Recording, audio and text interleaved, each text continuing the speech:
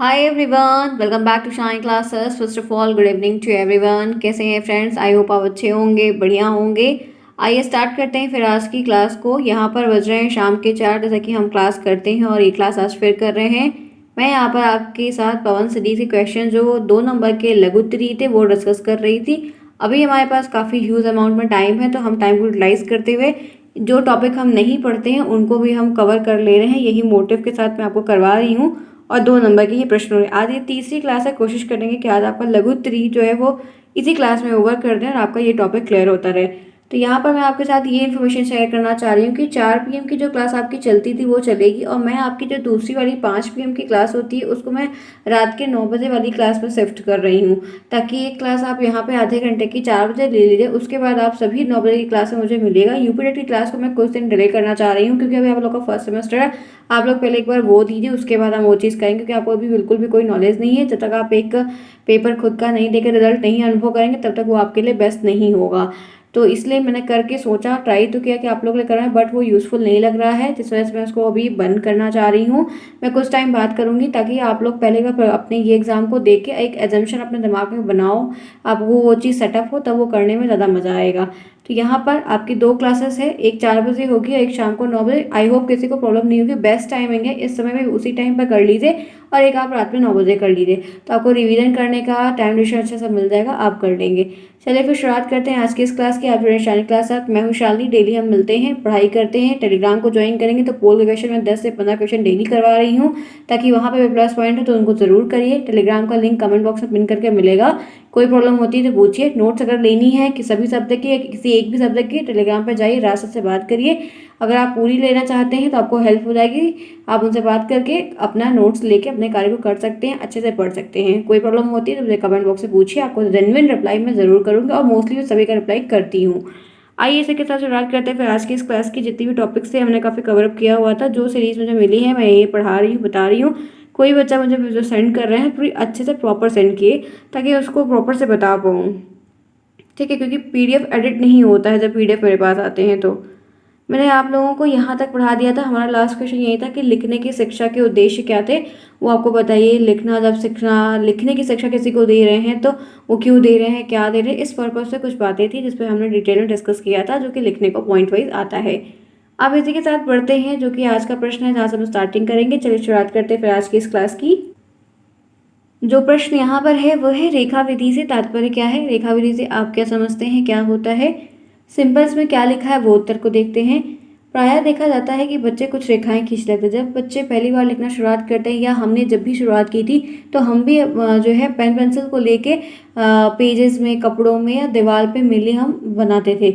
उन्हें किसी भी प्रकार की लाइन बनाई नहीं आती थी। हम तिरछी, खड़ी, सीधी, गोल, कैसी भी रेखाओं का हम बनाकर उसका बड़ा आनंद लेते थे और हमें मज़ा आता था। अतः बच्चों को इस प्रकार की रेखाएं आरंभ में खिंचवानी चाहिए। और ये सच भी है कि अगर आपको बच्चों को जो लिखना सिखाना था, सबसे पहले आपको ऐसे छूट देनी चाहिए, ताकि वो अपने हाथ में पेंसिल या पेन को पकड़ने का, वो मूव करने का, वो उनके हाथ में सध जाए।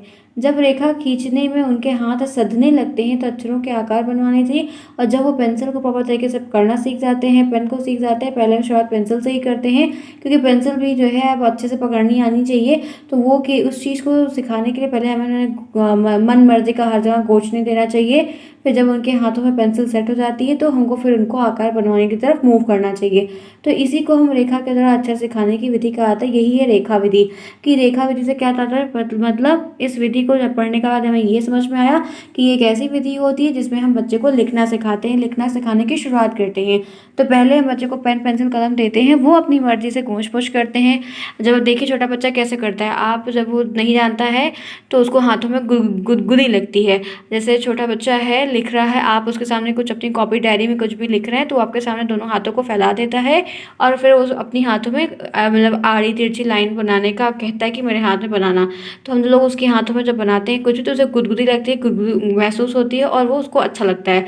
फिर बाद में जब वो कोई नहीं देखता है तो पेन पाता है या कोई लिपस्टिक पा रहा है, तो अक्सर बच्चे बच्चे मम्मी के लोग लिपस्टिक लेके दीवारों पे जाके कुछ गूंजते पोंछते, कलर पा गया, कुछ भी पा गया, तो वो जाकर करता है। तो वो सब तरीका है, लोग बच्चे वॉल करते हैं, पता चल जाता है घर में बच्चे हैं, और करने देना चाहिए, वो एक तरीका है, ठीक है, कोई दिक्कत नहीं। वॉल का क्या है, वो पेंट हो जाएगी, लेकिन आपके बच्चे को लिखना आ जाएगा। तो ये एक रेखा विधि है, लिखने की शुरुआत कराने का एक छोटा सा तरीका। क्लियर? आगे बढ़े, चलते हैं नेक्स्ट प्रश्न है, मॉन्टेसरी विधि को समझाइए कि मॉन्टेसरी विधि होती क्या है, जो कि मैंने आपको बहुत बखूबी पढ़ाया हुआ है। अब आइए ये जानना है कि पवन सीरीज में इसका राइट आंसर क्या लिखा हुआ है। कह रहे हैं कि मॉन्टेसरी पद्धति में छोटे बच्चों को लिखने की शिक्षा दी जाती है के लिए, जैसे ये पद्धति है तो छोटे बच्चों को हमको इसमें लिखवाना ही सिखाना है। ये सारी विधियां बच्चे को आंसर राइट करने के लिए प्रॉपर तरीके से अप्लाई की जाती है, कैसे हम उनको सिखा सकते हैं। तो पहली बात, जो पहला पॉइंट इसमें दिया गया है, वो कह रहा है कि सबसे पहले बच्चे को लेखनी पकड़वाने का अभ्यास करना, उनको सबसे पहले पेन पेंसिल को पकड़वाने का एक प्रैक्टिस देना चाहिए। यह अभ्यास कार्य कागज और पट्टी पर रेखा गणित की विभिन्न आकृति खिंचवाकर हम उनको स्याही भरवा कर सकते हैं। मतलब हम उनको, क्योंकि बच्चे बनाते हैं तो सीधा बनाएंगे, ऐसे वैसे बनाएंगे, गोल गोल सा बनाएंगे, मतलब विभिन्न प्रकार की आकृतियाँ वो बनाते हैं, कोई निश्चित आकार की आकृति से उनको उस वक्त जानकारी नहीं रहती है। तो पहला पॉइंट ये होता है कि हम मॉन्टेसरी पद्धति में उनको लेखनी पकड़वा कर हम किसी भी तरह की आकृति बनाने की छूट देते हैं, वो बनाते हैं। दूसरा पॉइंट यहाँ पर है कि बालकों को अक्षर का स्वरूप बतलाने के लिए रेगमाल का कागज का प्रयोग, एक रेगमाल का कागज आता है, हम उनका प्रयोग करते हैं इस विधि में, और रेगमाल पर अक्षरों का स्वरूप है, उस रेगमाल पर हम क ख ग घ या 1 2 3 ABCD का एक आकार बना देते हैं, और बच्चे अक्षर पे अपनी उंगलियों को फेरते हैं, अपनी उंगलियों को बार बार ले जाकर, जैसे ए बना हुआ है तो बार बार इस पे ए पे अपनी जो उंगलियां रहती हैं वो टीचर से प्रैक्टिस करवाते हैं, बार बार उंगली को उनके ऊपर फेरवाते हैं, जिससे बच्चे के दिमाग में वो जब उंगली करने लगता है, बार से आप ए सिखाओ, ए बेटा ए, बेटा ए, तो बेटा एक बार याद ए करके दिमाग में बैठने लगता है, ए for apple, A for apple, A for apple, A for, तो वो समझने लगता है। तो इससे क्या होता है कि उसकी उंगली जो है ना वो इसी डायरेक्शन में मूव करना हो जाती है, धीरे धीरे करके हो जाता है, प्रैक्टिस मेक्स मैन परफेक्ट। तो उस तरह बच्चे भी कर रहे हैं, क्योंकि बच्चों में अनुकरण की प्रवृत्ति ज़्यादा पाई जाती है, वो नकलची होते हैं, बहुत जल्दी सीख जाते हैं। जैसे यहाँ पर है, धीरे धीरे उक्त रेगमाल पर कागज से उंगली फेरते फेरते बालक उसकी ध्वनि का भी उच्चारण, क्योंकि जब हम कहते हैं बोलो बेटा A for apple, A for apple, B for boy, A for apple, B for boy, 50 बार आप बोलोगे तो भी 50 बार बोलेगा। फिर जब भी टहल रहा है बेटा ए फॉर, तो बोलेगा एप्पल। तो वो धीरे धीरे चीज़ों को पहचानने लगता है और समझने लगता है, तो बोलना भी उसको आने लगता है और उंगली को फेर के चलाना भी आने लगता है। इसी क्रिया के द्वारा वे अक्षर की ध्वनि साम्य विधियों से स्थापित कर, मतलब उसके दिमाग में उस अक्षर की छाप भी बन जाती है, और उसको क्या उच्चारण करते हैं उसकी ध्वनि भी बन जाती है, और फिर वो लिखना प्रारंभ करना शुरू कर देता है। ठीक है, तो ये एक तरीका है जो मॉन्टेसरी विधि में काफ़ी विख्यात भी यूज़ किया जाता है, जो मैंने आपको बहुत अच्छे से बताया। हम यहाँ पर जो रेगमाल का कागज़ यूज़ कर रहे हैं उसकी जगह बड़े बड़े गत्ते का भी इस्तेमाल कर सकते हैं, जिसमें अक्षरों को काट कर बच्चे के ऊपर उंगली को फिरवा कर हम उनको इस तरीके से भी वर्ण, शब्द वगैरह वगैरह चीज़ें लिखना शुरुआत करवा के सिखा सकते हैं, जो कि एक बहुत ही आसान सा तरीका है। आई होप अंडरस्टैंड, यहाँ तक आप समझ में आए होंगे। मुझे आशा है कि बातें बहुत क्लियर तरीके से मैं बता रही हूँ, और जो कि मैंने बहुत बार पढ़ाया है, क्वेश्चंस के फॉर्म में भी करवाया है।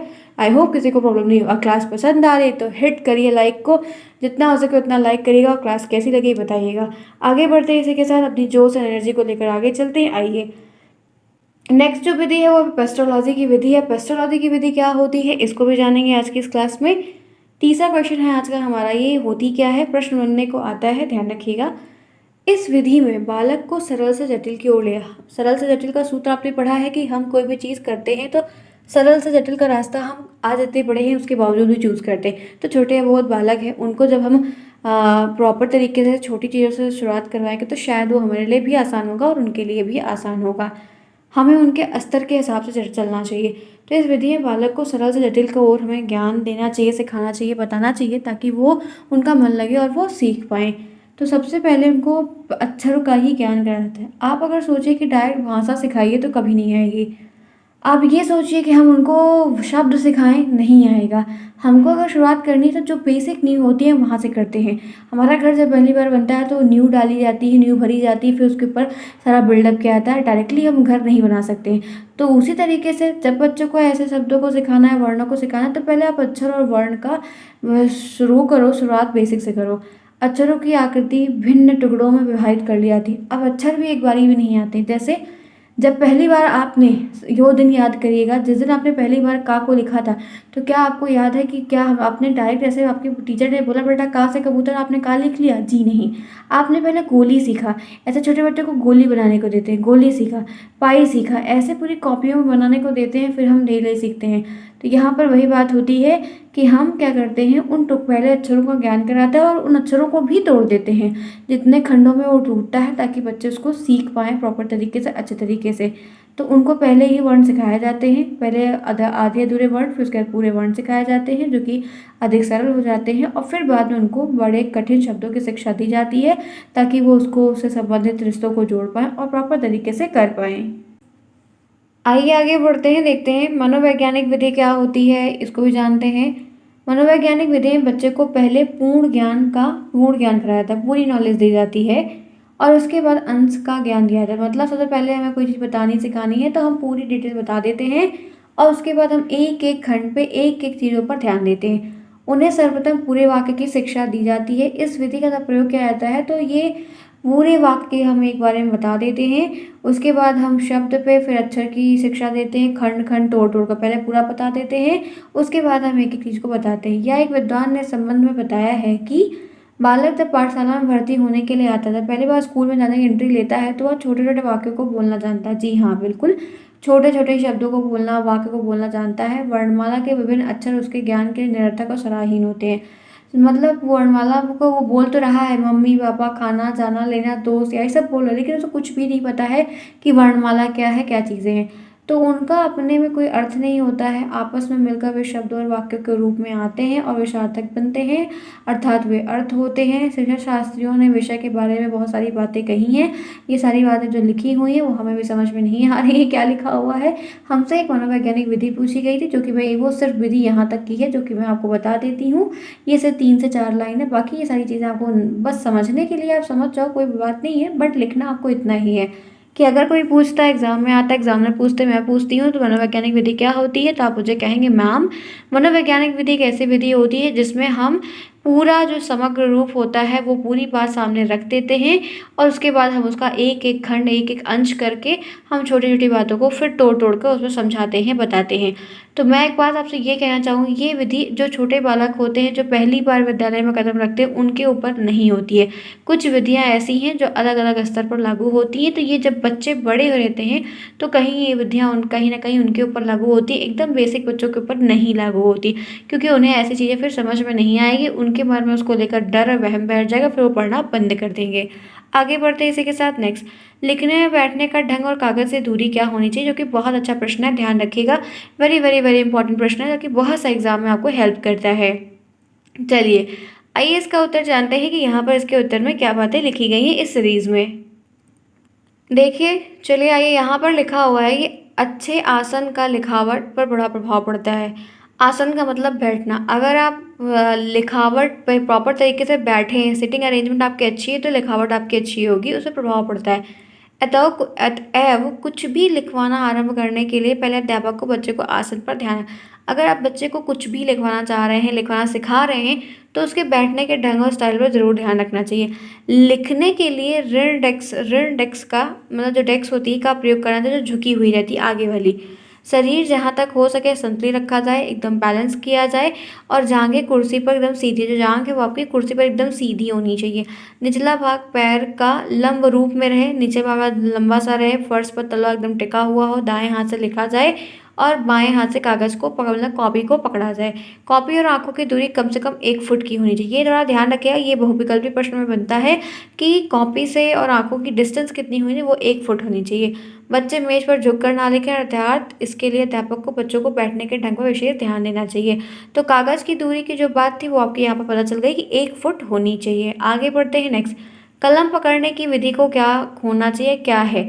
तो बच्चों को इस प्रकार से कलम पकड़ने का ढंग बताया जाए कि लिखते समय कलम अंगूठे और उंगली, जो उंगली होती है आपकी आगे वाली उंगली होती है, वो बीच में आ जाता है। वैसे लिखते हैं तो आपकी पहली और दूसरी फिंगर जो होती है वो मिडिल फिंगर, वो दोनों बीच में आती है, 3 उंगलियों के सहारे से हम लिखते हैं। तो कलम का मुंह कंधे से बाहर की ओर निकला हुआ होना चाहिए और लिखते समय हथेली का भाग स्पष्ट रूप से दिखता रहना चाहिए।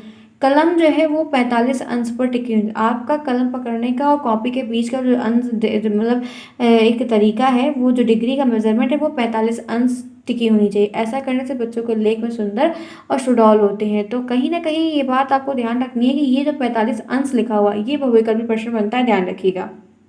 चलिए, लेखन सामग्री का महत्व बताइए जरा, देखते हैं क्या है उत्तर में लिखा हुआ है।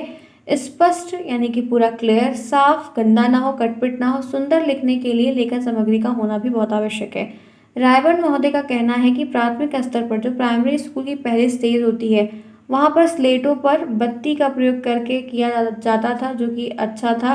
फिर बाद में स्तर बढ़ा तो स्याही का प्रयोग हुआ, करना ठीक नहीं होता था, क्योंकि छोटे बच्चों को स्लेट पे चौक से लिखने को देते थे, क्योंकि बहुत गलतियां करते थे तो वो मिटाने में आसानी होती थी।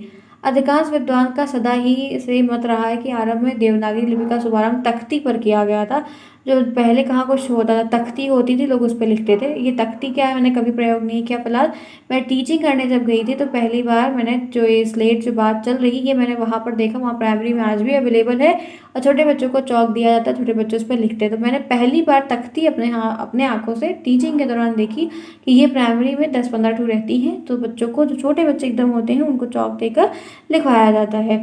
तो ये जब होती थी और उस पर लिखते, तो यही सिंपल सी बातें हैं ताकि वो आसानी से मुँह मिटा सके, उनको बहुत दिक्कत ना हो।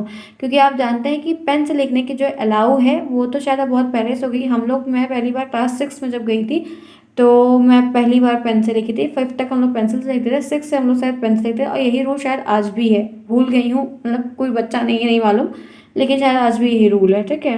पहले कितनी एक्साइटमेंट होती थी, और अब लिखने का ही मन नहीं करता है। चलिए आइए, चलिए आइए, जैसे वही है ना कि पहले साइकिल जब नहीं हुआ करती थी तो साइकिल साइकिल के लिए रट होते थे घर पर, और उसके लिए डांट भी बहुत पड़ती थी। तो साइकिल जब आती थी खूब पोंछ ओछ के रखते थे, कर सब कुछ करते थे। और उसके बाद आज, अब तो शायद पड़ी भी नहीं होगी, पड़ी होगी घर में, पता भी नहीं है मुझे।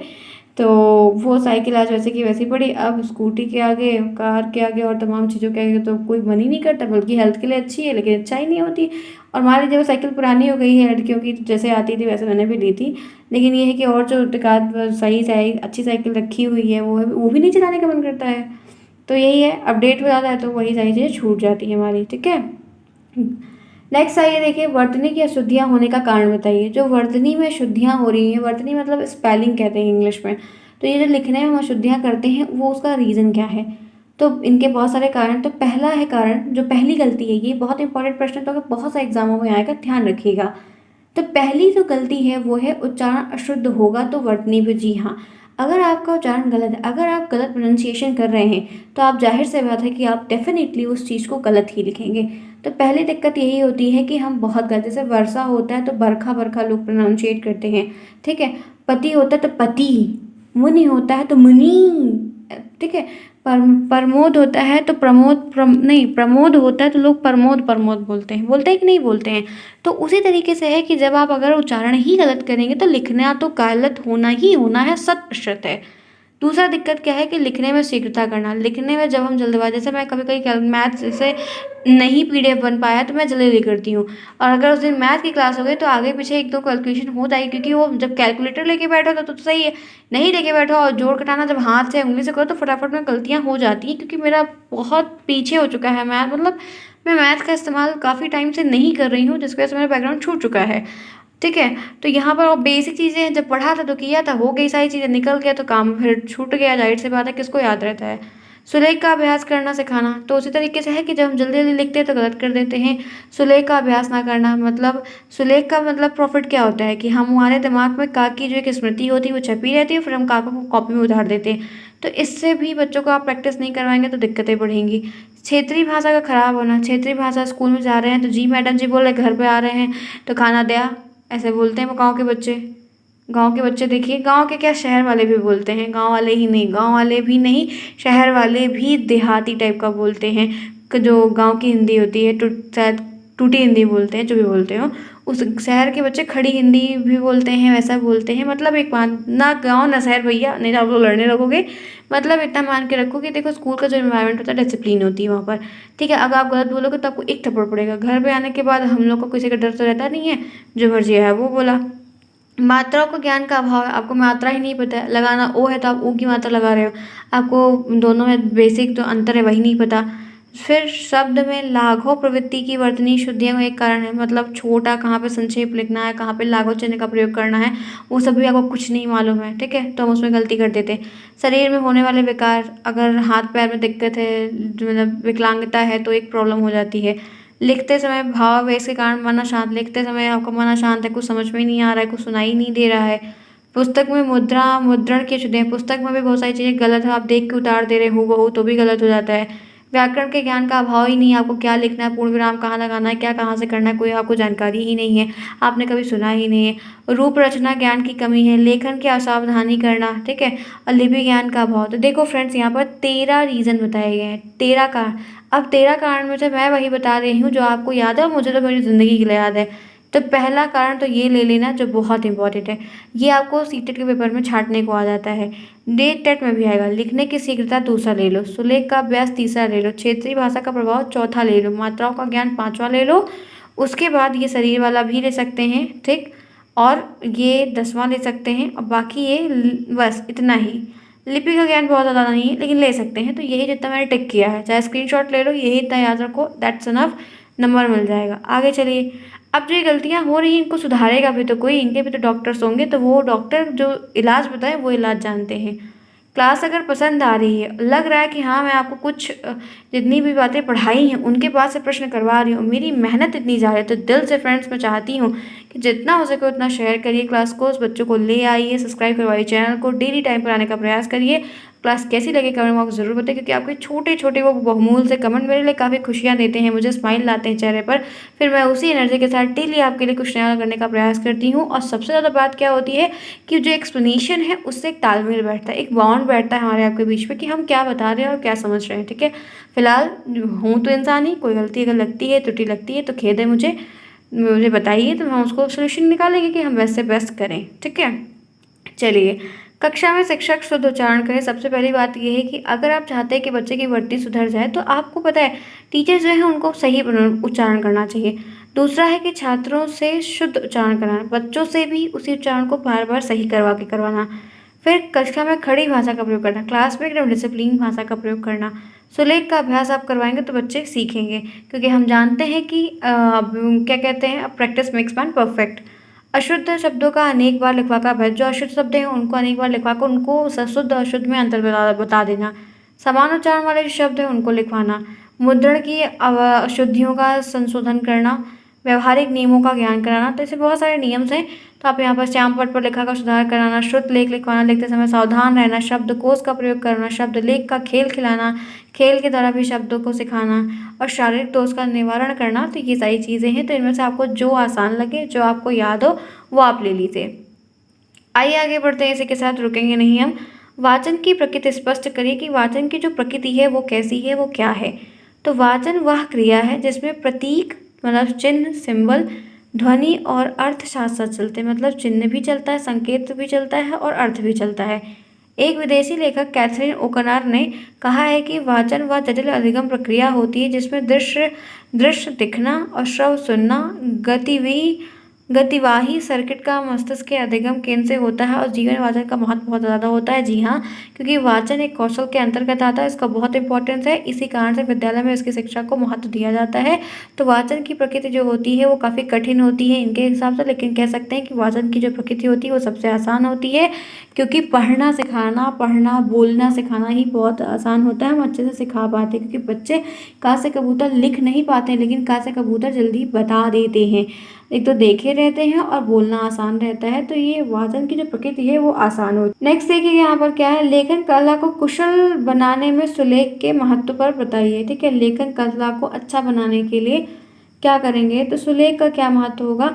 तो उत्तर में लिखा है कि सुलेख का उद्देश्य सुंदर लेख लिखना होगा। सुलेख का मतलब ही होता है सुंदर लेख।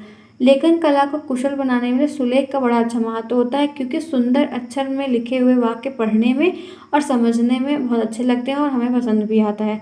राष्ट्रपिता महात्मा गांधी ने कहा है कि भद्दा लेख अधूरी पढ़ाई की निशानी होता है। अगर भद्दा लेख लिखा हुआ तो इसका मतलब आपकी पढ़ाई अधूरी है। और लेख सदैव स्पष्ट और शुद्ध होना चाहिए, शुद्धता को पहली वीरता देनी चाहिए, और तत्पश्चात स्पष्टता और सफाई का भी महत्व रखना चाहिए, जो कि बहुत अच्छा उत्तर यहाँ पर लिखा हुआ है। आगे चलिए बात करते हैं अच्छारिक लिपि से आप क्या समझते हैं, अच्छारिक लिपि किसे कहते हैं, क्या होती है। 2 नंबर का प्रश्न बनता है, ध्यान रखिएगा।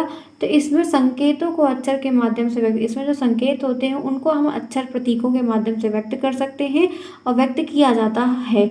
वर्णों के माध्यम से नहीं कर सकते हैं, अक्षरों के माध्यम से करते हैं। इनमें व्यंजनों के लिए 2 ध्वनियाँ प्रयुक्त होती हैं, जैसे का और का में माँ। तो आ में 2 ध्वनियाँ हैं, जब आपको पता है कि का लिखा है तो हलंत अगर लगा है, इसका मतलब उसमें से छोटा आ जो है वो बाहर निकल गया। तो लिपि की वैज्ञानिकता में यह एक दोष भी कहा जा सकता है कभी कभी, क्योंकि इसके बगैर इसका उच्चारण पूरा कभी नहीं हो सकता है। तो एक छोटा सा प्रश्न है, ध्यान रखिएगा। नेक्स्ट देखिए, अशुद्ध उच्चारण के किन्हीं 5 कारण लिखिए। जो अशुद्ध उच्चारण होता है उसका 5 कारण बताइए। तो पहला कारण है ध्वनि लोपन। ध्वनि लोप मतलब, ध्वनि लोप का मतलब है कि जैसे बहुत सारे लोग आधी चीज़ों को बोल ही नहीं पाते, उनके मुंह में ही रह जाती हैं बहुत सारी चीज़ें। तो एक दिक्कत वो है क्योंकि आधे शब्द मतलब वो बोलते हैं लेकिन आधा शब्द उनका बाहर नहीं है। बहुत सारे ऐसे लोग हैं, 1-2 लोग मेरे यहाँ भी हैं, रिलेटिव में हैं, वो क्या बोलते हैं, हिंदी ही बोलते हैं लेकिन मुझे समझ में नहीं आता है क्योंकि उनकी आधी बात उनके पेट में रह जाती है, मुझे ऐसा लगता है। और हम बहुत दूर रहते हैं ऐसे लोगों से, क्योंकि ऐसे बहुत खास में ही हैं। और हम या तो उनके घर का कोई मेंबर रहता है तो व्यक्ति मुझे बताएगा कि फला व्यक्ति ने ये बात कही, नहीं तो मुझे समझ में ही नहीं आता कि उन्होंने क्या बोला, क्योंकि आधी बात उनके पेट में रह जाती है, मुझे नहीं समझ में आता, मुझे एक ट्रांसलेटर चाहिए होता है उनके साथ। तो ऐसा भी देखते हो तो वो ध्वनि लोपन का विकार है जो उनके मुंह में बैठ गया, वो जब भी बोलते हैं तो ऐसा ही होता है। ठीक है, फिलहाल वो बोलती ही बोलते नहीं हैं। ध्वनि प्रकृति क्या है, किसी ध्वनि का अल्प और अति उच्चारण करना। ध्वनि प्रकृति मतलब ध्वनि से किसी को धीरे से बोलना और बहुत तेज से बोलना, तो वो दोनों में दिक्कतें होती हैं। ध्वनि विपर्य, किसी ध्वनि को उलट पुलट देना, उल्टा खाना वाना, अरे लेवा देवा, ऐसे मतलब उल्टा वाला शब्द बोलना।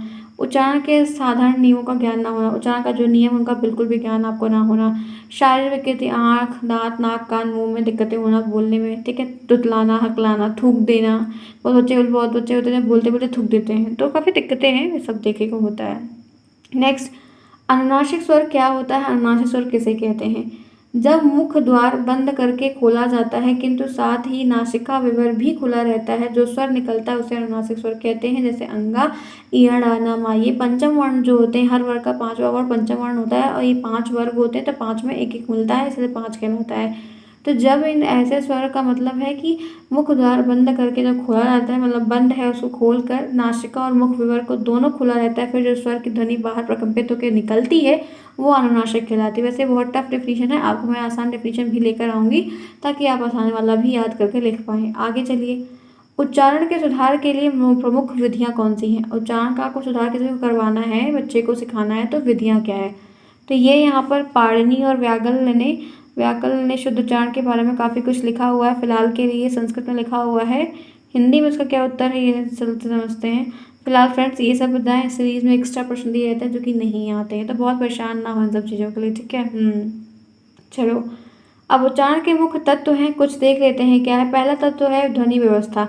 शुद्ध उच्चारण के लिए हिंदी ध्वनि की व्यवस्था का ज्ञान आवश्यक। जी हाँ, अगर आप चाहते हैं कि शुद्ध सुबोध उच्चारण करें तो आपको उनका ज्ञान होना चाहिए। किस ध्वनि का उच्चारण किस उच्चारण स्थल से होगा ये बात आपको पता होगी तो ज़्यादा, इसलिए मैंने आपको उच्चारण स्थान पढ़ाया हुआ है सूत्र के साथ। बल की अगर हम बात करते हैं, जिस शक्ति के द्वारा किसी ध्वनि या वर्ण का उच्चारण, मतलब जैसे कौन सा वर्ण तेज बोलना है कौन सा धीरे बोलना है, कि आपको पता होना चाहिए। उससे आपके उच्चारण की एक प्रभावमयता दिखती है कि हाँ आपको जानकारी है। जैसे शब्द बल की बात करते हैं तो हरि घर जाता है, वाक्य बल की बात करते हैं तो हरि घर जा सकता है, अलग अलग तरीके से है। यहाँ पर है, देखते हैं। लय की अगर बात करते हैं, लय क्या होता है, जब अक्षर बोलने के पश्चात दूसरा अक्षर बोलने के मध्य समान समय को लय कहते हैं। जब एक अक्षर आप बोल रहे हैं उसके जस्ट पश्चात दूसरा अक्षर बोलने के मध्य समान का समय जो है वो सही ड्यूरेशन में, तो उसको लय कहते हैं। एक लय हुआ, जैसे आप कहते हैं ना, जैसे 2 लाइन हो तो लास्ट में भी आया फिर दूसरे वाले में भी आया, तो वो चीज़ लय में आती है। स्वराघात की अगर हम बात करते हैं तो ध्यान रखना, लय किसे कहते हैं स्वराघात किसे कहते हैं, ये प्रश्न एक परिभाषा के तौर पर पूछा जाता है जो कि कई सेमेस्टरों में आता है। उच्चारण में ध्वनियों को समुचित आरोह अवरोह को स्वराघात, जो रुकना है बोलना है, ऊंचा उठान कहते हैं गाने में कभी कभी, तो ऊंचा कब बोलना है नीचे कब बोलना है कहाँ पर धीरे बोलना है, तो वो चीज़ स्वराघात में आती है। बात करते हैं गति, तो गति का मतलब है कौन कितनी तेज बोलना है, रुक कर बोलना है, रुकावट के साथ बोलना है, हिचकिचाना है, कैसे स्पीड से बोलना है, वो चीज़ें हैं।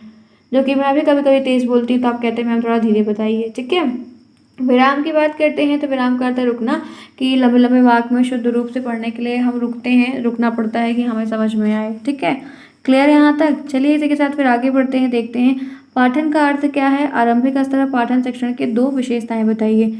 तो वह पाठन कहिए, वाचन कहिए, दोनों एक ही है। देख रहे हैं आप, एक ही जैसा प्रश्न बना हुआ है। वाचन और पठन एक ही चीज़ें हैं। तो यहाँ पर है कि भाषा के 2 रूप हैं, एक मौखिक और दूसरा लिखित। मौखिक भाषा को बोला जाता है, लिखित भाषा को वाचन या पढ़ना ही होता है। लिखित भाषा जो लिखी रहती है उसको हम पढ़ते हैं, लिखित भाषा को देखकर बोलना ही वाचन कहलाता है। जब हम लिखित भाषा को देखकर जो बोलते हैं वो वाचन कहलाता है। वाचन का पर्याय पठन और वाचना भी है। वाचन का पर्याय होता है पठन या वाचना।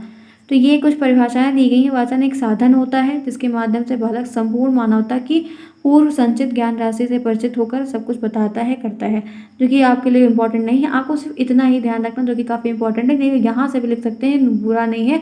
2 नंबर आपको आसानी से यहाँ से गेन करने को मिल जाएगा। क्लियर? आई होप फिर फ्रेंड्स बात समझ में आई। आगे बढ़ते हैं। उद्देश्य की अगर बात करते हैं तो पहला है कि बालकों को ऐसी क्षमता उत्पन्न करना कि पाठ पढ़कर उसके भाव को वो ठीक से समझ। वाचन करना आप सिखा रहे हैं तो इसका मतलब ये नहीं कि सिर्फ उनको नॉन स्टॉप मतलब रेडियो की तरह बोलना शुरू कर दें। आप ऐसा सिखाओ कि अर्थ भी समझ पाए, जो भाव उसका पनप रहा है, मतलब जो भाव निकल रहा है उसको भी समझें। फिर उसके बाद है कि वाचन द्वारा छात्रों को शुद्ध उच्चारण का अभ्यास करना। ठीक है, शुद्ध उच्चारण के बारे में बताना, पढ़ते समय स्वर के उतार चढ़ाव, विराम आदि का ध्यान रखना, आत्मसात किए गए विषय को बालक दूसरों को भी समझा सकें, ऐसी योग्यता भी लाना कि जो चीज़ पढ़ रहे हैं, बता रहे हैं या क्या पढ़ा उसका पढ़कर दूसरे को भी अर्थ समझा करें। ऐसी बातों को मतलब ऐसे तरीके से उनको करना सिखाना। ठीक है, तो यहाँ तक मैंने आपको करा दिया फ्रेंड्स। फिर ये आधे घंटे की क्लास हो चुकी है, आप देख सक रहे हैं 31 मिनट हो चुका है। मैं यहाँ तक ही कंटिन्यू करूँगी। कल की मैं क्लास में फिर इसको ले आऊँगी जिसमें वाचन के प्रकार बताऊँगी। तो आई होप क्लास समझ में आएगी। आधे घंटे की क्लास है, दैट्स इनफ। ये आपकी 4 बजे की क्लास का टाइमिंग था जो कि मैंने आपको दिया, पढ़ाया, बताया। अब मैं आपकी जो दूसरी क्लास है वो आप 5 बजे नहीं लूँगी, 9 बजे रात में होगी, जो कि आपकी मैथ की क्लास होगी। मैं पहले ही बता देती हूँ, रात में आपकी ये मैथ की क्लास रखूँगी जिसमें मैं आपको प्रश्न लेकर आऊँगी और आपके प्रश्न की एक्सरसाइज है वही मैं आपको करवाऊँगी। आपको भी कुछ प्रश्न मिलेंगे करने को, पोल भी हुए हैं, बहुत कुछ होता रहता है, आपको समझ में आएगा, पढ़ना रहेगा मस्त से बस, कोई दिक्कत नहीं है। क्लास अच्छी लगी तो लाइक करना बिल्कुल ना भूलें। कमेंट में जरूर बताएं क्लास कैसी थी, क्वेश्चंस कितने क्या तैयार हो, कितना रिवीजन हुआ। मिलते हैं फिर नेक्स्ट में, तब तक के लिए take care, bye bye, see you soon.